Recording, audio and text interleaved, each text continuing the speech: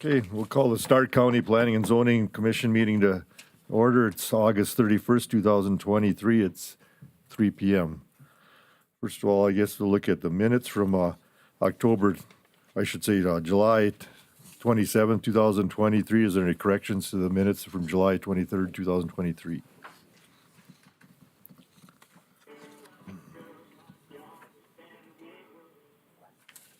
Whoever's on the phone, if you have a radio or something, can you mute your phone, please?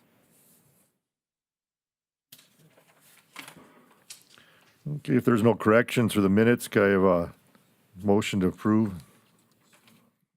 I move to approve the minutes. Okay, I have a motion. Do I have a second? Second. Second. All those in favor state aye. Aye. Those opposed, motion carried. And the next is a public hearing for RZ 04-23 for Jesse Kovash is requesting a rezoning from agricultural rural residential on a property located on the west one half of the southwest quarter of section 14, township 140 north, range 95 west, containing approximately 14.45 acres. There's Mr. Kovash here or somebody representing him there? Just on to state your name for the record and what you're planning. Steve Rude with Dakota Land Consulting. Jesse is not here, He's not here. not Okay. available. And you're looking to just kind of give a summary, what your plans are. He has two parcels out there totaling about 15 acres, if I remember off the top of my head, 14.4 maybe. Yeah, Anyway, 14.45.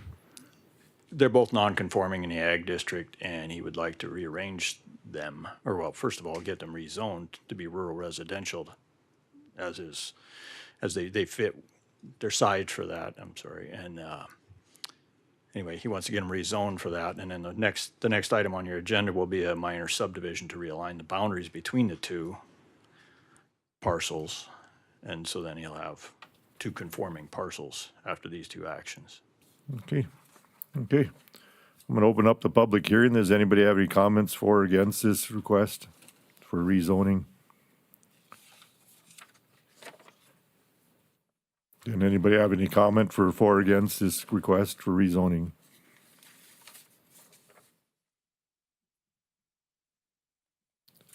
Anybody have any comment on this matter? In that case, I close the public hearing then and ask for recommendations for Mr. Josephson. Thank you, Chairman Franchuk. Steve Josephson, Stark County Planner. And as was stated, you have a rezoning before you to rezone these properties from agriculture to rural residential, so that the rezoning is, there's also a minor subdivision plat that'll appear before you, and approval of the rezoning is necessary to approve the final subdivision plat.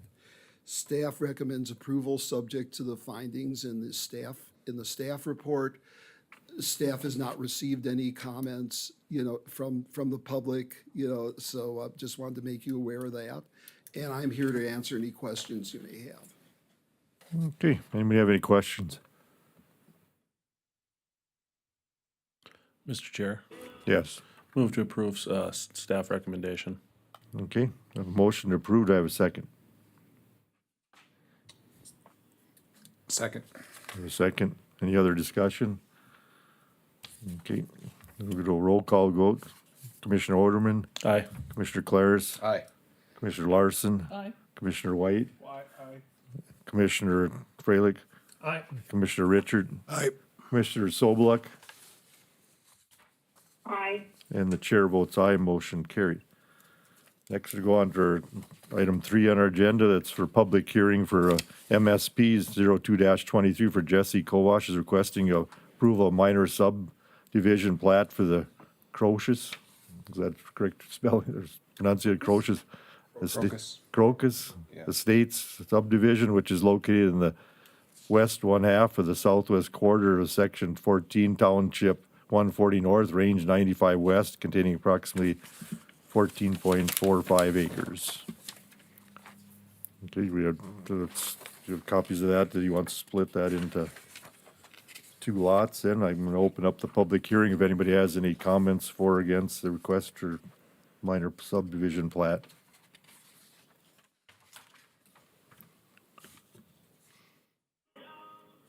Just a, Yes, just a quick question, Mr. Chairman. On the plat subdivision map, it shows it block one. Is it gonna be considered block one and block two, or lot one and lot two? Mr. I don't Ridge, see where it says block two on here, that's why. That's correct. It's two lots. State statute kind of implies that you should always name something a block. I didn't feel that there was a need to name it block one, block two, lot one, since they're adjoining and they're just kind of sitting out there by themselves. Frankly, if it was up to me, I wouldn't even name a block, but my hands are tied to some extent on that matter. Does that help? So the legal description will be according to just meets and bounds, not by Well, lot and block, or? After this is approved and recorded, then we'll say, it'll be lot one in block one of Crocus Estates and lot Okay. one in block, or lot two in block one of Crocus Estates after it's Okay, recorded. I understand now. Okay. Thank you. Does that help? Yes, it means the whole piece is one block, and then it's gonna be two lots within the block. Correct. okay. Any other comment or from the public? Any have comment for or against this request for minor subdivision plat? Any comment from the public on this matter? Not, then I'll close the public hearing then, Mr. Joseph, and then, Yes, thank you, Chairman Franchuk. Steve Josephson, County Planner. You have before you minor subdivision plat. You just heard the rezoning that this would be based upon in order to establish these two lots. The two lots in terms of area meet the minimum lot size of the rural residential zoning district, which is 5 acres. It also meets the requirements in the zoning ordinance regarding a minor subdivision plat, which is no new easements and limited number of lots. So staff recommends approval, subject to the findings in the staff report. Again, staff received no comments on this from the public, and I'm here to answer any questions you may have. any questions for Mr. Josephson?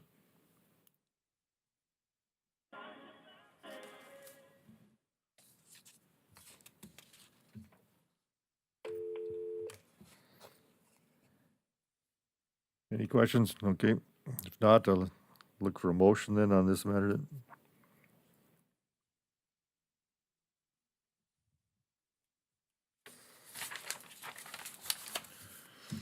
Mr. Chairman, Yes, I'll move that we approve recommendation of MSP 0223 for the minor subdivision plat. okay, I have a motion, do I have a second? Mr. Chairman, I'll second that I have a motion. second. Any other discussion? Roll call vote, then Commissioner Larson, Aye. Commissioner Freilich, Aye. Commissioner Richard. Aye. Commissioner Oderman, Aye.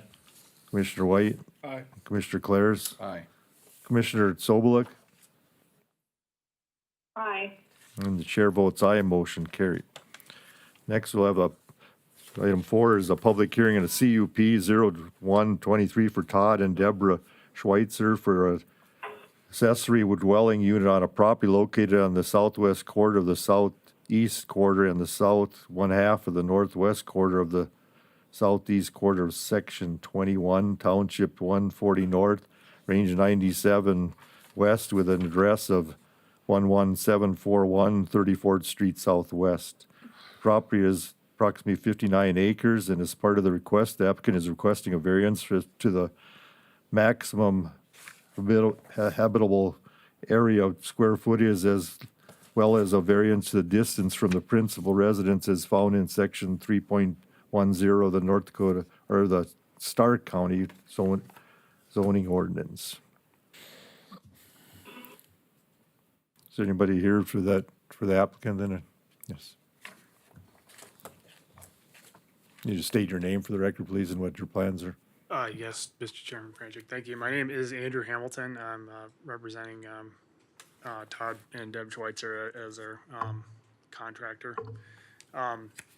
The request before the commission would be, the zoning commission would be to add a new principal residence and to classify the existing dwelling that's on the location as a conditional use accessory dwelling under a conditional use permit.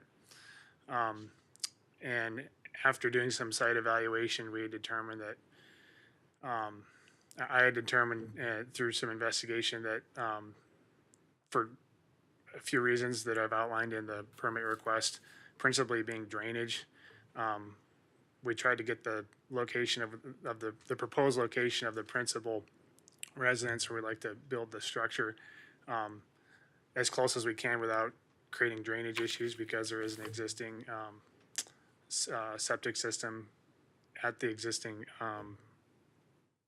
structure that we like to have as the accessory dwelling. So in order to do that, I determined that it would be probably necessary to move the house back about 70 feet from that 150-foot distance in the county regulation for distance between principal and accessory dwelling, just in order to get the drainage location correct, because we had better drainage on that side of the existing structure. And then the second variance request is as part of our request for the conditional use permit is to make the house that we're building the primary residence instead of the existing facility that's there. Todd and Deb Schweitzer are planning to retire in this house and use it for a foster care home, and so they need like enough bedrooms to basically facilitate that.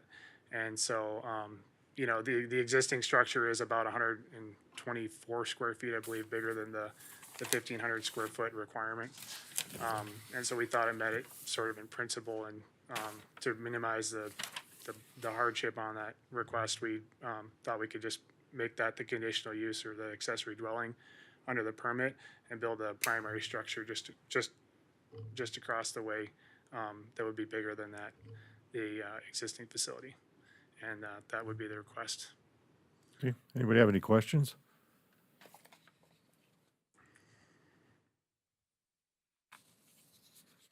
If not, then I'm gonna open the public hearing. If anybody have any comment for or against this request and the two variances? Anybody have any comment for or against this request and the two variances involved?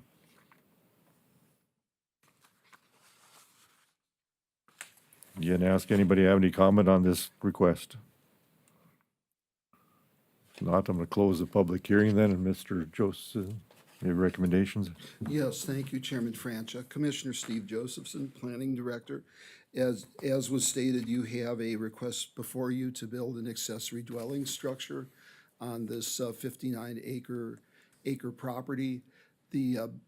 The applicant does intend, if this is granted, they do intend to build a primary structure larger than this on the lot. In fact, they have a building permit that's in, that they've submitted a building permit and waiting upon this approval before the permit can be approved. As the applicant stated, they requested two variances. One is to the maximum lot size of an accessory dwelling. In Stark County, the maximum lot size for an accessory dwelling unit is 1,500 square feet. The existing one is a little over 1,600 square feet. Seeing how the size of given the size of the land that it's on, and also the fact that the amount of the variance is less than 8% of the maximum, staff doesn't object to the variance. They also requested a variance because, as the applicant said, number one, there were drainage issues, and number two, I think they were looking as a drain field property. The distance would only be I believe it would be about 70 feet. The idea is to keep the accessory dwelling near to the primary one. Given those circumstances, staff doesn't object to that. There are a number of conditions that you have before you. They are found in the zoning ordinance, and they meet those conditions. The one thing I just wanted to highlight is during the building process, they will need to submit a recorded title notice, which generally states the accessory dwelling may not be sold as a separate residence until such time as the accessory dwelling is located as the sole residence on a legally subdivided lot.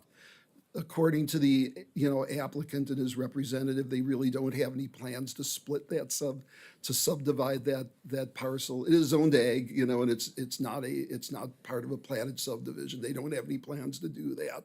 But that will be submitted and then the review of the permit can begin. Staff recommends approval subject to the findings and also subject to the conditions before you, and I'm here to answer any questions. By the way, I did get one phone call about this, and once I spoke to the adjacent property owner and explained what they wanted to do, he didn't object. Okay, any questions for Mr. Josephson? No questions then, I look for a motion then to, Mr. Chairman, I make a motion to approve CUP 01-23. okay, I have a motion approved, I have a motion second. Mr. Chairman, I have a second. Second, any other discussion? Hearing none, roll call vote then. Commissioner Richard, Aye. Commissioner Claris, Aye. Commissioner Freilich, Aye. Commissioner Oderman, Aye. Commissioner Larson, Aye. Commissioner White, Aye. Commissioner Sobeluk, Aye. and the chair votes aye, motion carried. This will go before the county commission on September 7th of next week. Okay. Thank you. Thank you, Commissioner.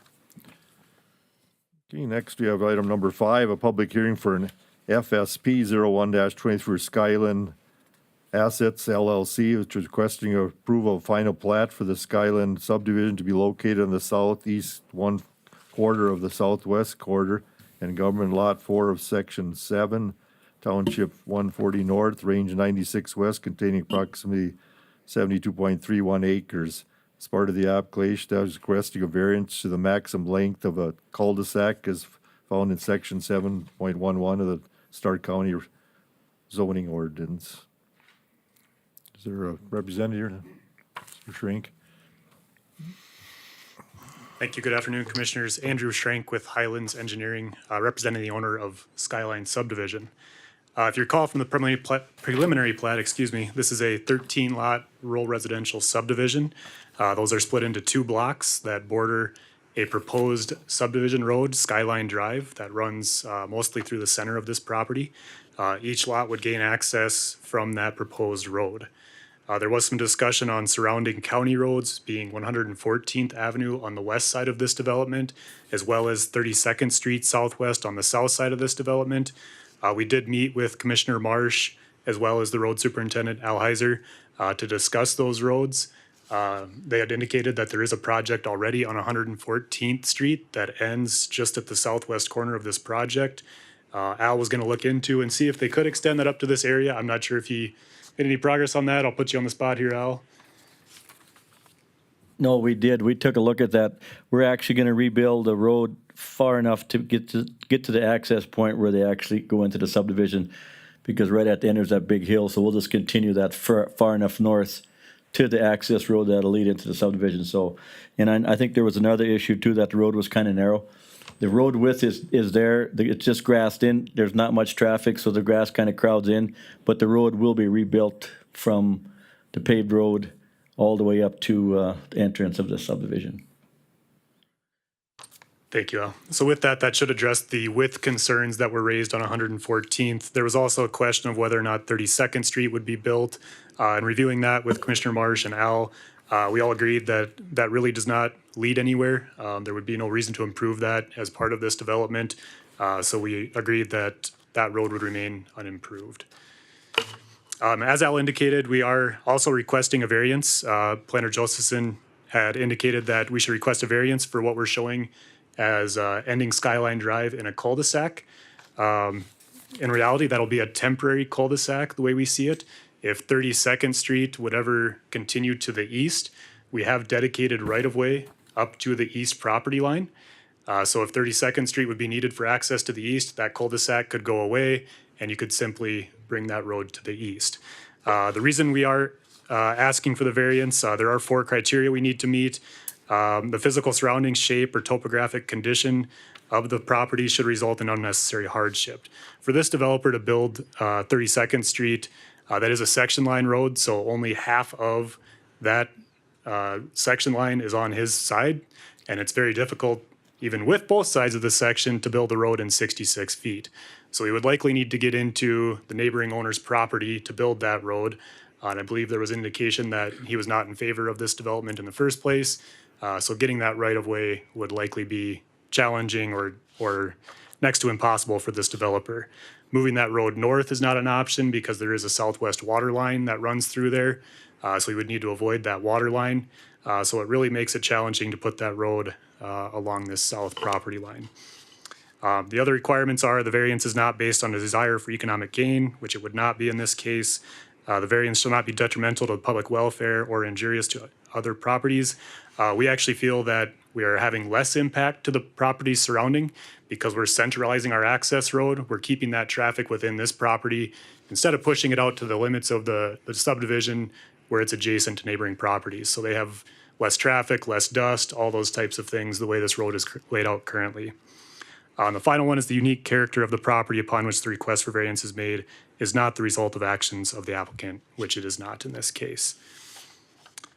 So with that, I guess I would stand for any questions you may have. Anyone have any questions? Mr. Schenk? Mr. Chairman, I have a question, but it's for Al Heiser. Do we wait or can I ask him right now? You can go ahead. Al, on the section line there, there's not enough footage to build a public road? Not in 66 feet. If you get up the hill, if you want to put a county section line road in there, you need, 4-foot of ditch, so you need 16-foot for inslope, 16-foot ditch bottom, variable back slope, 28-foot top. No way. You could probably get by in a total fill section with 66 feet, but not if you got to go over any hills.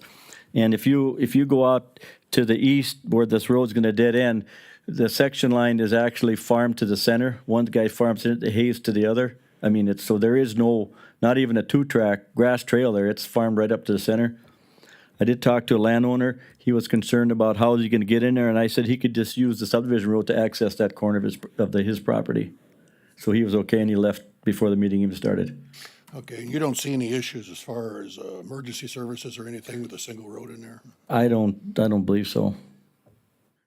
I mean, if they're going to come in, they're going to come into somebody's yard and turn around and leave. I don't see any issues. Mr. Franchuk, Mr. Richard, we did reach out to both fire and emergency management, and neither one of them expressed any concerns with the plat as shown. So we have asked for comment from both fire and emergency management on the plat as shown, and neither one had concern. Okay, any other questions? Not, I'm gonna open the public hearing then. Anybody have comment from the public on the final plat for Skyland subdivision? Anybody from the public, any comment on this request for final plat for Skyland subdivision?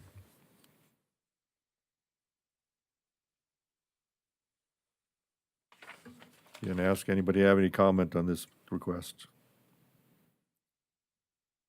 Hearing none, I'm gonna close the public hearing and ask for Mr. Josephson's recommendations. Yes, thank you, Chairman Franchuk. And actually, Chairman Franchuk, this is an unusual request, and this is my bad. You were supposed to have a page in here, it was part of the draft, that lists the conditions of approval for this and findings. So can I get a 5-minute recess so I can get that for you and hand that out? I could do it by memory, but I'd rather you all had it in front of you. So can we get a 5-minute recess 10-minute recess so I can make copies of that, and I'll be right back. Okay, you can go ahead. Thanks. Again, my apology. I didn't see any conditions, so.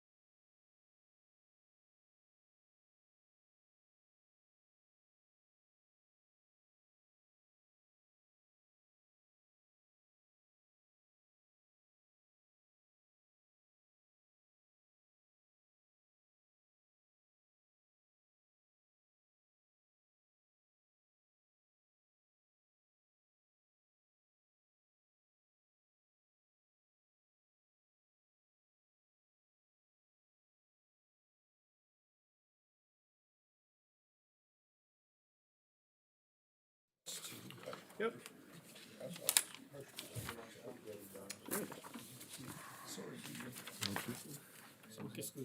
This. Dock his pay, he didn't run. Yeah, right.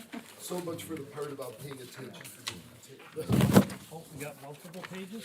A lot of paperwork this time. What I think happened was it was supposed to two-sided, it did two-side, one side, so. Okay, great. That's good because then I won't have to read it all off.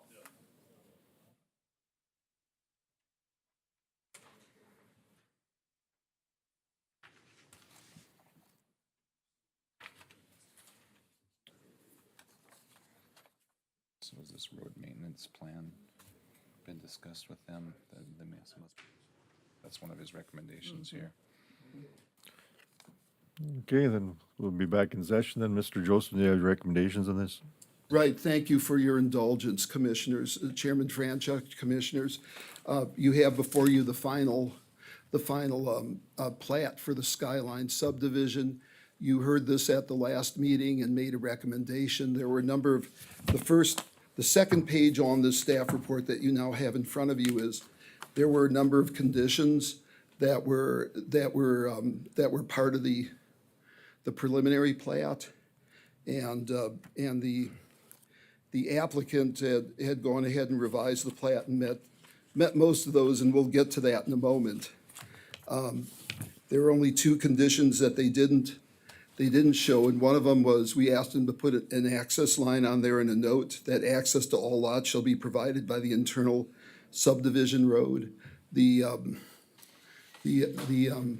did put the access line in, but not the note, so we discussed that, and they're gonna revise that, so before the plat is recorded, that will be taken care of. The other one was that the recordation of the subdivision will occur only after the county has received and reviewed the road maintenance plan for the internal subdivision road. And this is essential because we don't want to get into this issue of who's responsible for maintaining the roads, and this would be something that would be recorded.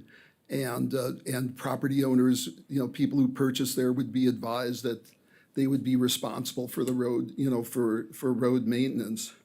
Regarding the variances, staff supports the variance based upon the following: that it's not detrimental to the public welfare or injurious to the properties in the area, that it's not based on a desire for economic gain, and the unique character of the property is made is not the result of actions of the applicant. But also, we asked both the Dickinson Rural Fire Department and the Dickinson Ambulance Service to review it, and they had no objections to it, which, just as an aside, we may look at our zoning, at our subdivision regs, and see whether or not that limit on how far look at other counties and see what they have for limits on cul-de-sacs and see if what we have makes, is appropriate.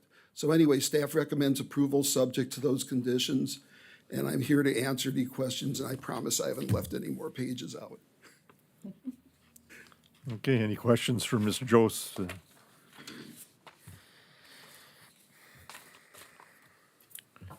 Now I'll look for a motion. Chairman Franchuk, I would move to make a motion to approve application FSP 01-23 as the final plat for the Skyline subdivision. Okay, I have a motion, I have a second. Second. Second. Any other discussion? Roll call vote. Commissioner Claris, Aye. Commissioner Oderman, Aye. Commissioner Richards, Aye. Commissioner Freilich, Aye. Commissioner Larson, Aye. Commissioner White, Aye. Commissioner Sobelik, Aye. and the chair votes aye, motion carried. And that'll go before our meetings on Thursday, the 7th of September for final. Okay. Next, we move on to public hearing for RZ 05-23 for Shane McCann, how do you pronounce that? John McMahon. McMahon, okay. John McMahon is requesting rezoning for agriculture residential property located in the north one half of the southwest quarter of section 35 Township 139 North, Range 97 West, containing approximately 40 acres. And you'll be representing, Mr. Man, you step forward and say, Commissioners, Curtis Freeman with KLJ, representing Sean. He's looking to buy 40 acres there, and we needed to change it to rural residential to come up with the zoning standards. okay, any questions? So no questions, I'm gonna open the public hearing then for the rezoning request here. Anybody have any comment for or against?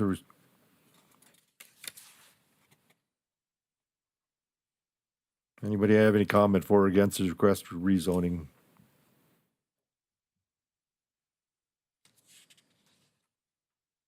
You can ask anybody have any comment on this matter. Hearing none, I'm gonna close the public hearing then, Mr. Josephson, then if you have comments. Thank you, Chairman Franchuk, Commissioner Steve Josephson, County Planner. You have before you a request to rezone 40 acres from agriculture to agricultural residential, which is a minimum lot size of 10 acres.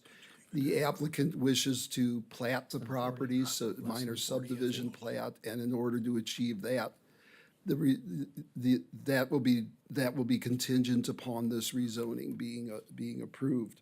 And we've worked with the McMahons, and what they've indicated is on the smaller lot, they want to build a residence, and then the larger lot, they would keep an agricultural use.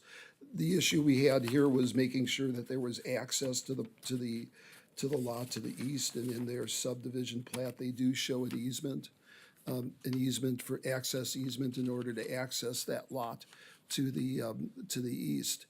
Staff recommends approval based on the staff report and the information that was submitted.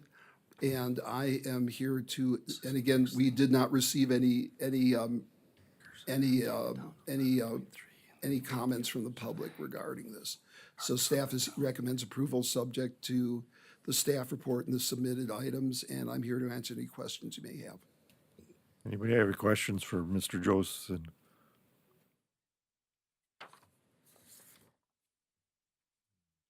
Not to look for a motion on this matter for rezoning. Mr. Chairman, I'll make a motion to approve RZ 05-23 for the rezone petition from A to AR. I have a motion, do I have a second? Mr. Chair, I would second that motion. I have a second. Any other discussion? Roll call vote. Commissioner White? Aye. Commissioner Freilich? Aye. Commissioner Richard? Aye. Commissioner Oderman? Aye. Commissioner Claris? Aye. Commissioner Larson? Aye. Commissioner Sobeluk? Aye. And the chair votes aye, motion carried. Okay, next we'll move to item number 7 is a public hearing for the MSP 03-23 for Shane McMahon. Is requesting approval of a minor subdivision plat for the Sunset Grove subdivision, which is located in the north one half of the southwest quarter of section 35, Township 139 North, Range 97 West, containing approximately 40 acres. Do you have any other comment to that, Ms.? Chairman Franchuk, Commissioners Curtis Freeman with KLJ. Sean is looking to buy 40 acres just south of the quarter line there, with access on the west side to 116th. They had to split it into two pieces for banking and loan purposes. So they split off that 11.35 acres right next to the road so they could put a residence out there. As Mr. Josephson said, looking to leave the rest in agricultural, but that's actually contract for deed. They're looking to purchase those 40 acres, but the landowner didn't want to sell all 40 right away, and so they had to split those into two. So with that, I'd stand for any questions. Anybody have any questions? Okay, not. Thank you. Open the public hearing then, this request for this minor subdivision plat for Sunset Grove subdivision. Any comment on this request from the public?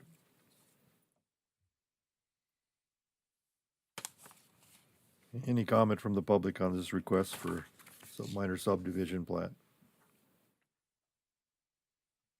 Hearing none, I'm gonna close the public hearing. Mr. Joseph, your comments? Thank you, Chairman Franchuk. Steve Josephson, the county planner.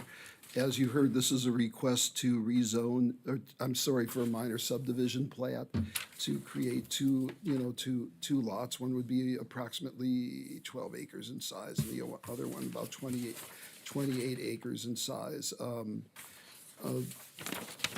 Anyway, the staff has reviewed this and finds that number one, the lots both meet the minimum lot size for the agricultural residential zoning district. And that secondly, it meets the requirements in the subdivision portion of the zoning ordinance about a minor subdivision plat. And we did ask them to show some sort of an access easement so that in the second lot, the larger lot would not be landlocked. Staff recommends approval subject to the findings in the staff report and also the information that was submitted, and I'm here to answer any questions you may have.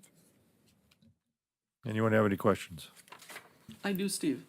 I think maybe I misunderstood something along the way here, but Mr. McMahon does not have ownership to both of those, to this entire tract at this point?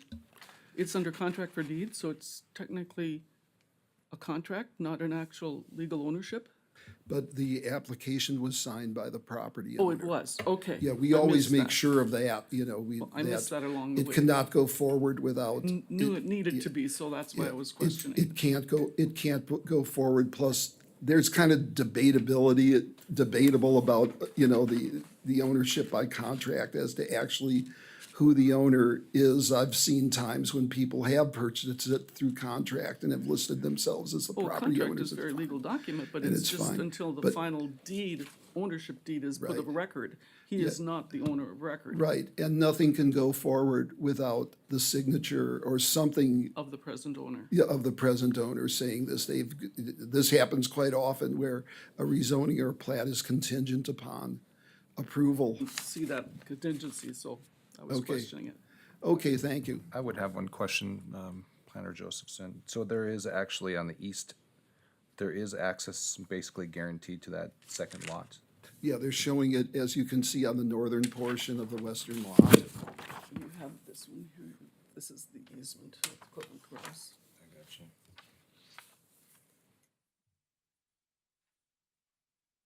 Access easement, it's 25 feet. I got you. You know, we could not recommend a plat where a landlocked piece of property is created. So the recording the plat will establish that easement. Okay, any other questions? Not, I'll look for a motion on this matter for the minor plat for Sunset Grove subdivision.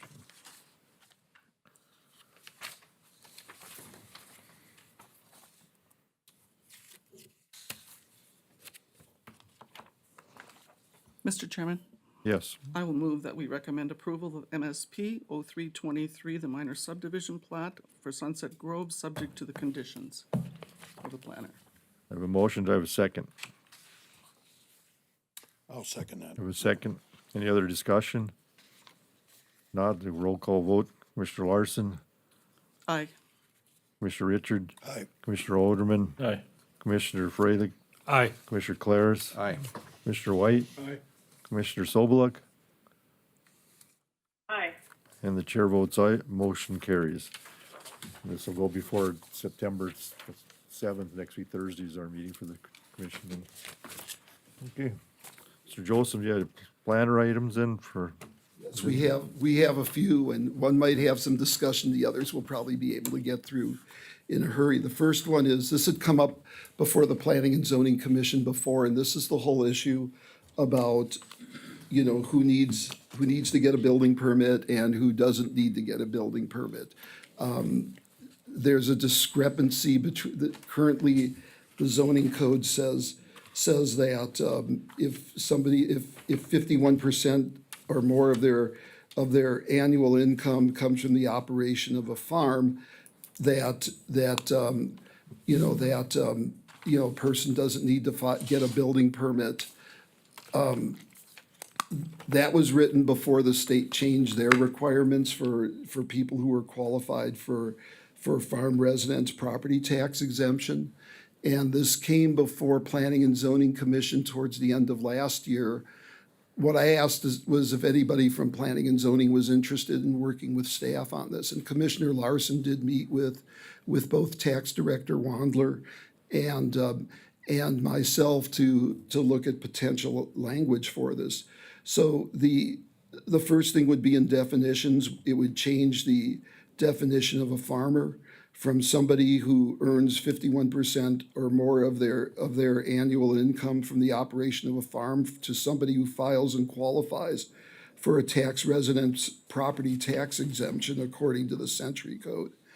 And then there were a couple of things that were just minor tweaks, but then it also added added something that would add something under 8.9.1 that says that a person who does not qualify for a farm residence property tax exemption according to the Century Code and/or who has not filed the forms required to qualify for that shall not commence construction, alteration, or conversion of any building or structure without first obtaining a building permit from the county.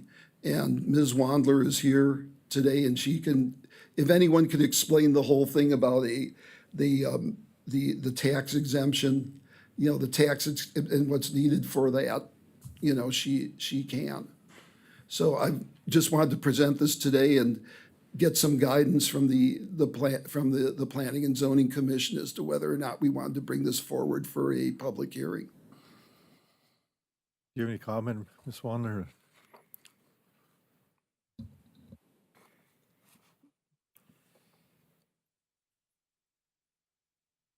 Chairman, members of the board, I'm Natalie Wandler, the Stark County Tax Director.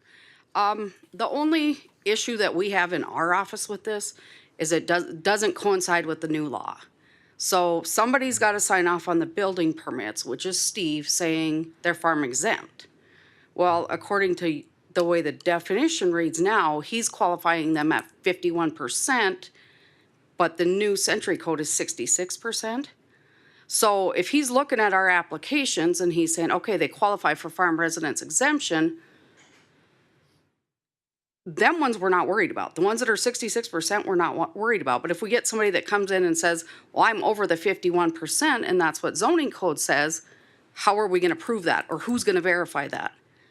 Because our office is out of the picture when it comes to that, because we got the qualifications for what we need for our office, but Steve is still signing off on these permits saying they're over 51%, not knowing for sure if they're between that 51 and 66%. So that's why my suggestion was to go according to Century Code. So if the farm exemption changes in 2 years again and goes back to 51%, we don't have to keep changing the zoning code. It's a suggestion. It's just easier clarification for every office, the building permits, zoning, and our office, so that nobody's gonna get in a bind between building or not building. If they're exempt, they're exempt. Was this recently a change to 61%? 66% was in 2019. So we've been trying to get, and Steve and I have talked about it from the beginning, yep. And actually, we had more farmers qualify with the 66%. We lost a couple between that gray area, but now we have more that actually qualify. Because they can make as much non-farm income as they want to. So if their wife works at the hospital and makes $70,000, $80,000 a year, as long as her income is less than, their farm income is 66% and hers is under that, they're gonna qualify. So, which that doesn't mean anything. It's just that we have this gray area between the zoning code and the law. Mr. Chairman, Yes. I guess my question is, are we out of compliance at 51% having Steve sign off? No, but who's saying that they are 51 to 66? Who are they going to bring their tax forms in and prove to him? Like with our stuff, they already have to fill out an IRS form that says they're 66%, so they've already qualified. The zoning board can make up another form that says, okay, you got to prove that you're 51%, and then it would go to Steve, and Steve would have to verify everything with it. We've just always went off the current farm residence exemption. But they do have the ability, if they want to bring their tax returns in if they're adamant they want to get into the 51 to 66%. Right, if you guys don't change this, yes, they can come in and say it, but what Steve signs off on at the present moment is that 66%, because he comes and asks us, are they farm residents exempt? Yep, so then he signs off on it. So they're really not verifying the 51, they're verifying the 66. If they would come in and argue with it, then we'd have to figure out a different way to verify it, but I don't know, Mr. Chairman, if we don't have something broke here, yeah, granted, it's a gray area there, but it's gonna nick some people out there, and then that's gonna be a little frustration there. And if they're willing to do the paperwork to convince that they fall into that category, and then Steve can sign off on it, why don't we just leave the status quo? But the problem is, they don't come in to verify it, they just assume they're farm exempt. Even if they don't fill out the farm residence exemption, they feel like if they farm, then they're exempt and they don't have to get a building permit. We were driving around last week, Tuesday, and found 2 houses. One, there's a basement, no walls, the other one's completely done. And he's not a farmer, he owns 40 acres, his wife works at the bank. I would be highly surprised if they qualified for farm residence exemption, but they just built this house out there. Well, what's Leonard gonna do with it now? How's he gonna inspect it? How do we Under go? your analogy there, though, they wouldn't even qualify at the 51%. No. So why is it an issue then? Well, because they don't have a building permit, so now it's gotta go through the whole process. Right. But they figure, because they live out in the country, they don't have to get a building permit.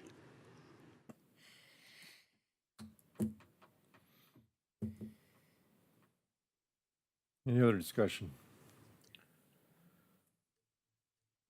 That frame of mind, I'm thinking that they didn't need a building permit because they're rural, has been out there for many, many years. Very long time, I'm yes. Not surprised that that's And becoming an we've issue. we send them information every year when we send out the tax statements about the farm residence exemption.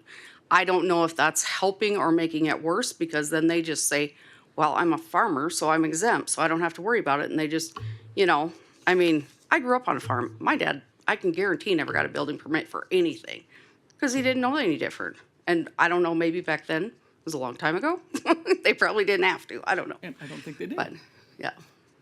So, it's just a gray area that would be nice to be cleared up. It's not, it's not my decision. It's up to you guys in the county board. It makes no difference to me. I would have a question. So for everyone, so what are the other advantages of being farm exempt, or you having this exemption? Well, the farm residence exemption is a state exemption. So they have to file it every year. Every other year and this just started in 2019. Before, they used to be able to fill out the form, answer the questions, and they would call you and ask how to answer the questions. They never had to verify anything. Well, now they actually have an IRS form they have to fill out every other year. But what are these benefits that they can get? They get no tax on their residence. Okay. So I think we're dealing with 2 different issues here. could very much so be. But I don't even want to get into the whole mess about this farm exemption thing. That's whatever, but I believe that they should have a building permit. Everyone that builds a house out in this county should have a building permit. And I don't disagree with you. I would say take it completely out and make everybody get a building permit, and then we can, once they file the exemption, we can say, okay, now you don't have to pay taxes on your house because your farm resident's exempt. Their house is still inspected, their house is, they've got everything they need to where if something comes back, say something happens at their house, and they come back and try to sue the county because we didn't make them get a building permit, well, that's a whole new issue again. People, I would imagine, most times probably trying to get around the whole permitting process because there's a cost involved. Right. Okay. But ultimately, the permitting process is there for a reason. Now you're dealing with, you want to make sure that the residents are built to some sort of standard, right? You want them on the grid for emergency management. There's a lot of issues other than, this whole taxation thing but is the cost, what is the cost of a building permit, Steve? Depends. Oh, it depends, of course. Sure, depends, but, so that's what's prohibiting people to just, would prefer Right. not to play. And there pay is that a lot fee. of counties that just, you have to get a building permit no matter what you're building. If it's a shop, if it's a farm building, you have to get a building permit. Then the county tax director determines, are they using it for ag? Are they farm residence exempt?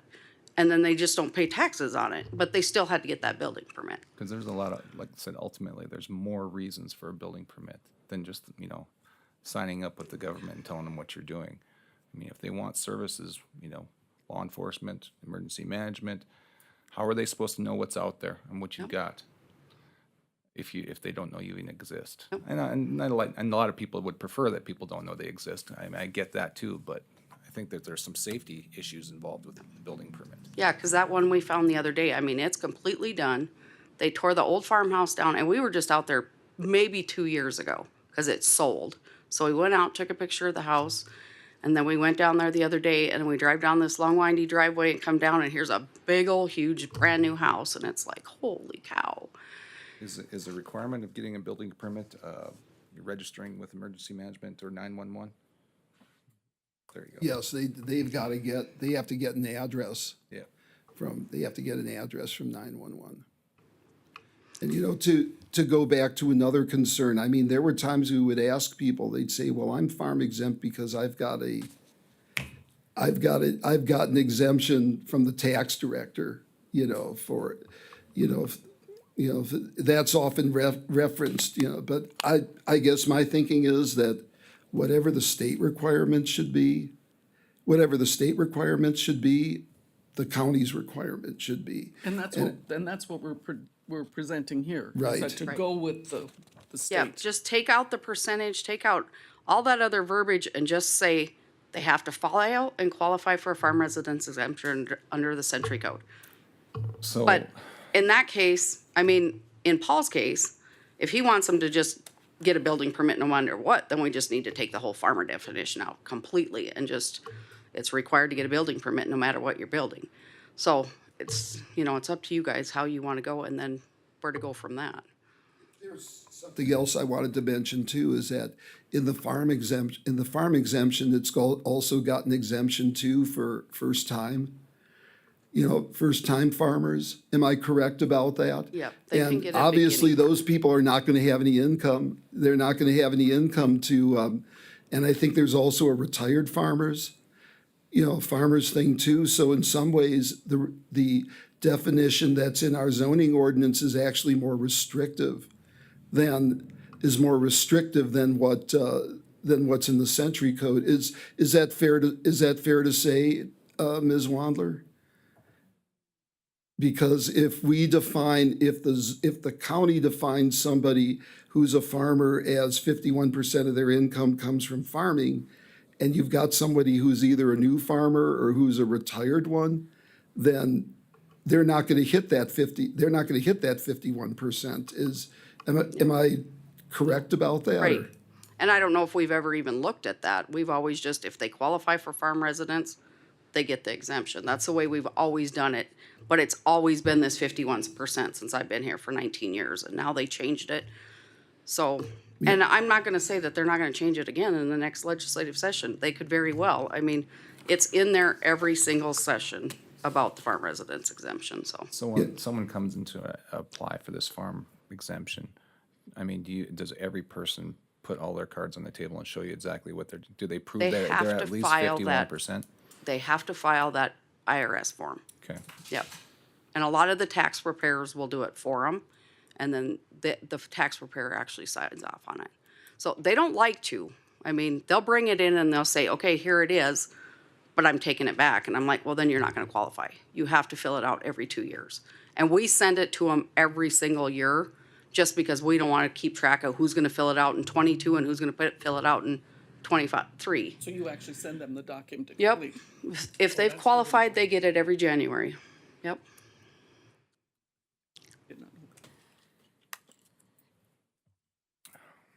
So Steve, then you're looking for the motion then to put this on for a public hearing on this? A direction if you want me to go forward with a public hearing on this.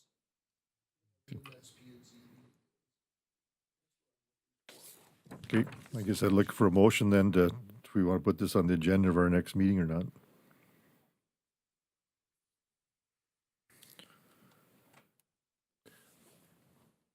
I personally need to chew on this a little bit more before we put it on a meeting for a public hearing. I mean, I just to process this and think about it a little bit, because I've got some of the same, I think we're talking about two separate issues here, like Paul said. We're talking about the tax issue, but then we're also talking about the permitting issue. And I'd like to maybe just marinate on it a little bit. Something, if there's something that you need more information on, or if you do want to do that, that's, just, whatever your consensus is, whatever your direction you want to give the staff, we'll go ahead and go with that. If we move forward with a public hearing, that would give an opportunity for the public to voice their opinion on this too, so we'd have something to go from there too then. Yeah, that's a good point. Mr. Chair, Yes. Steve, have you looked at and did any comparisons of Stark County to similar counties with populations and what their codes may be on this? I did something, I do have the chart, I don't have it with me, I can forward it on to you. As far as I could tell, we in another county are the only ones that don't require, permits. I think one county did have a 51%, but there were a lot of counties that said if it came to agricultural buildings, they didn't require a permit, but when it came to a residence, they did. So there's variety among the different counties, and let me go ahead and send that on to you. After this meeting's over, I'll send this on to the P and Z members to. I know we covered this back in December, but I can go ahead and send that on. I know we have some new P and Z members. I can send that on to y'all to look at. There were some counties too that required a permit but exempt or waive the fee, any fees. McKenzie County did that, where you had to get a permit, but they waived the permit fee and inspection fees, and so yeah, there was one instance of that.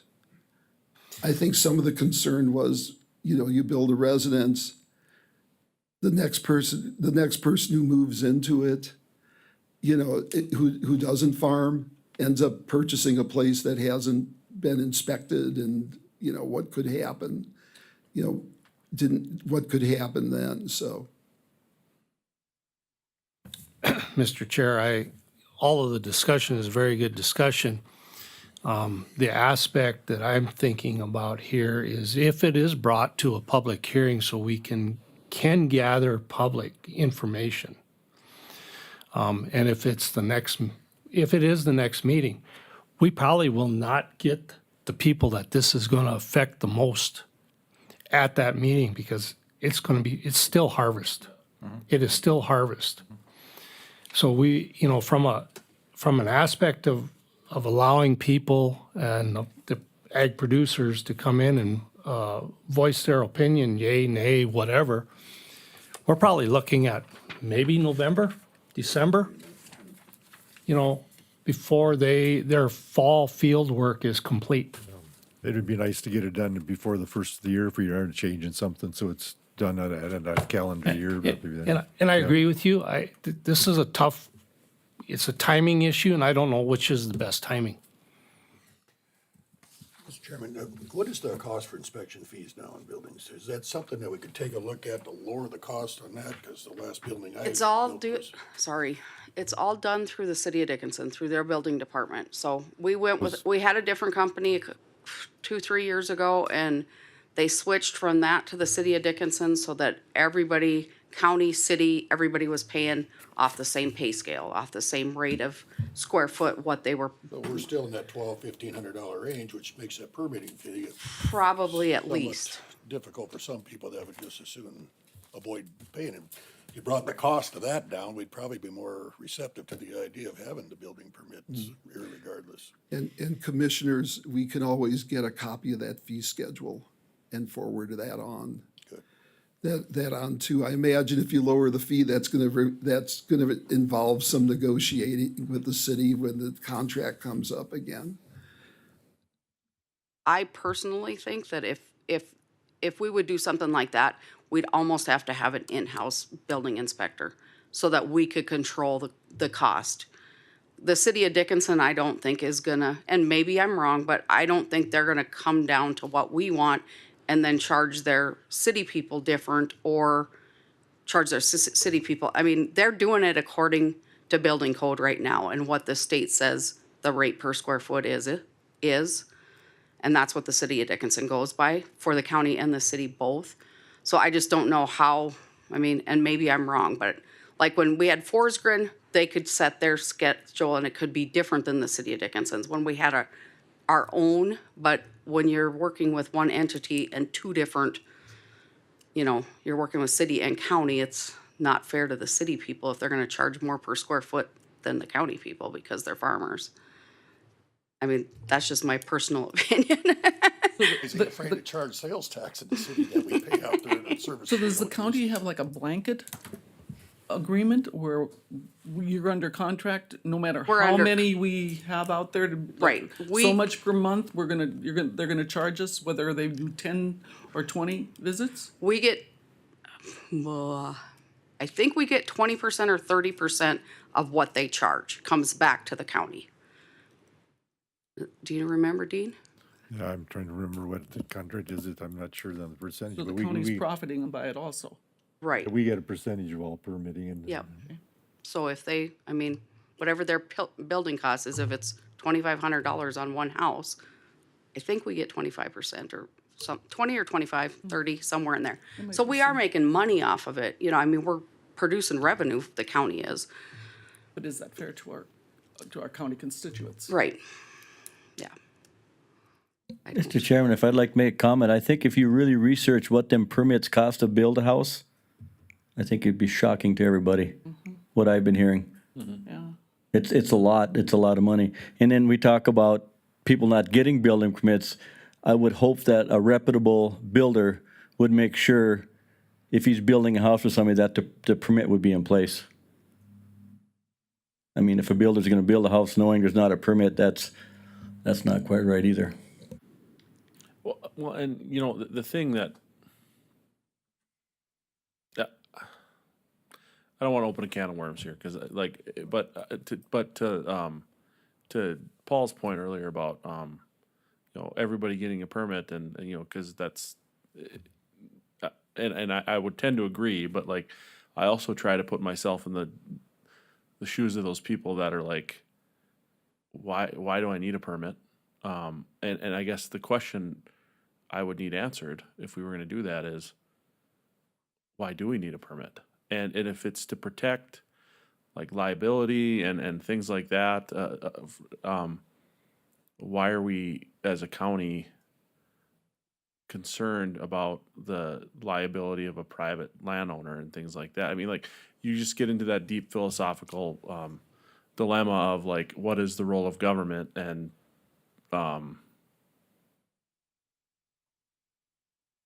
do we insert ourselves in people's lives to a greater degree than we should? And I think that's why I need more time to really process through this.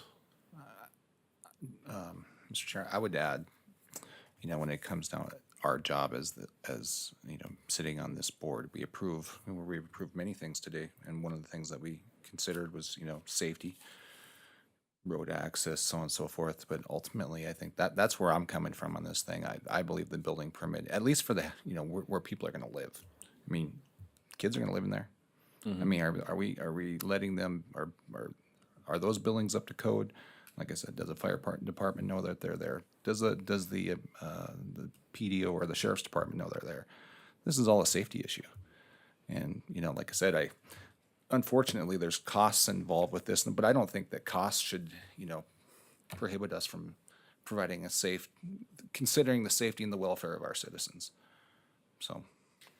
But correct me if I'm wrong, you gotta have a building permit to put up a new house, even if you're a farm and ranch operation. We've already got that, correct? Well, it sounds like that. If You'd they are like a farm refund. exempt, they If do farm not. exempt, they do not. The other need a thing permit. is there's a liability issue there, and I'll give you a good example there. Okay, I paid for the inspection. They came out, and I'm only talking 9 years ago, did my house. Oh, they didn't get the sewer set at the right level. They went and inspected it. Now, is the county liable for that, being their inspector didn't catch it, that they didn't get that laid in there properly after he inspected it? I mean, there's two ways to look at that.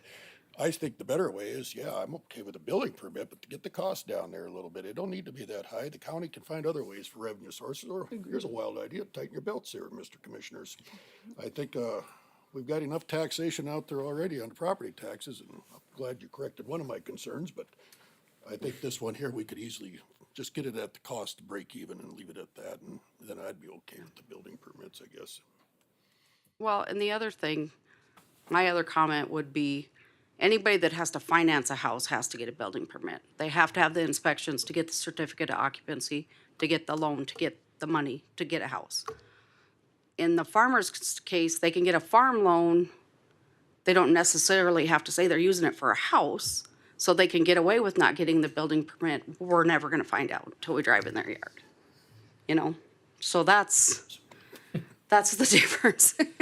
And then we just hope they don't shoot at us. So, Well, I think their abilities to get a farm loan to build a house is probably becoming more limited as time and goes that on. could be. Yeah, most of, when I was doing mortgage lending, most of them, even farmers, were sent to the local lender, try and get a long-term 30-year loan that was lower interest. So that was one of their main reasons to cut it down to 5 acres, and we saw a lot of that happening over, and have seen more of it happening. But I do believe we need the permits, just so that our county knows, for one thing, that the houses are going up out there, and we've got fire and, like you said, police and everybody in the whole picture. I mean, the one we found the other day, the gal actually works at one of the banks in town and is a home loan owner, or home loaner. She loans houses loans to people, and we were just shocked. We were like, I can't believe it, because she's asked us for tax estimates and stuff all the time. I know she knows she has to have a building permit, but, oh well, she didn't get one, so we'll see. That's ones you don't feel too bad about. Right? I know. But Yeah. I do think we need to address, as much as we have the ability to, build the processing of permit costs. I think for the suggestion that we look at a public hearing probably in November, is that what you're thinking, or? Well, I was just going to, if Mr. Chair, if Ken, I think now it's coming, I think there's some consensus amongst what I'm hearing about this board from a safety standpoint. We got to do something. Now the question is when do we do it? When do we have that public hearing? And I hear both sides of the story of, to get those folks in here because of harvest. Will they come in? I don't know. Will they take an hour out of their time, 2 hours out of their time? I don't If you're know. exempt, you're probably not farming much anyway, so you'll have time to come in. Yeah, but, and also your side, Mr. Chair, about it needs to get done sooner than later. So I don't have that answer. Maybe, where this is August, is October too late? I Yes, my point is if you're making a change, it's nice to do it at a calendar year, so that it changes like the first of the year, that makes it a lot easier. Mr. Chairman, I make a motion, we set it up for a public hearing for the meeting in October. That'll give those that want to do a little research, a little time here, and it'll get us outside of the harvest rush a little bit. Okay, I have a motion, to have a second? I'd second. Second. Any other discussion? All in favor, state aye. Aye. Those opposed? Motion carried then. I just wanted to get some clarification, which is typically, we bring these things up if there are other applications that come in, but we would just have a public hearing just on this? Yes. Okay, good. Thank you for the clarification. And then I just wanted to run through some other things, probably as quickly as possible. One thing that I wanted to bring up was hearing from somebody who is on on one of the local fire district boards. The concern was that the county was approving subdivisions and the boards weren't finding out about them, and of course they have to service them. And typically what happened was in the past is our emergency services director would get with the chiefs and tell them that this was coming, and somebody from the Gladstone board said, well, but it never got to the board. And the point that he made was, if the county, say, approves a subdivision with what, 10, 15 lots in it, that's more lots that they have to service, and they may need more people or more resources or whatever. So what I would like to propose is, I don't know if this needs an ordinance change or not, I'll have to look into this, is that as part of the process for an applicant to put together a subdivision, subdivision application, is before they turn the subdivision application in, is that they go to those local boards and tell them that they're planning, that they want to do a subdivision, and then they bring comments back, and those comments are submitted as part of the application. And I don't know if we need a motion for that, but, if we can just do that administratively, but, if that's my direction, but, we think of everything else, and we don't provide water and sewer service, so we don't need comments on that, but this is something where this is a service that the county doesn't, that's not under the county's, purview, that is affecting these other, these other entities, so I'm glad that got brought up. I think you probably check into it further, but if you can do it administratively, I think so. I think I shall, and if it requires a change of the zoning ordinance, the subdivision codes, I'll do that. And then, real quick, just to regarding the comprehensive plan, just an update. There was a first meeting of the Comprehensive Plan Advisory Committee. That's a group that the consultants put together to work with the development of the comprehensive plan. There was a meeting on Tuesday. There are 3 people on this board who are there. Commissioner Claris represents the County Commission. Commissioner Larson represents the Planning and Zoning Commission, and Commissioner Freilich represents the extension. And you have some notes in front of you, but I had asked Commissioner Larson if she could just give a brief overview, just a brief discussion, a brief summary of what happened and her impressions. Well, just for your information, I think there's 17 people that have been asked to serve on the board, and there was approximately 10 of us there. And basically, we covered the project overview, and if you check the agenda, you'll see that they have it laid out pretty uniquely for us to go through each step to find out what needs to be addressed in the future. This letter, the minutes that we have in front of us, they cover it pretty.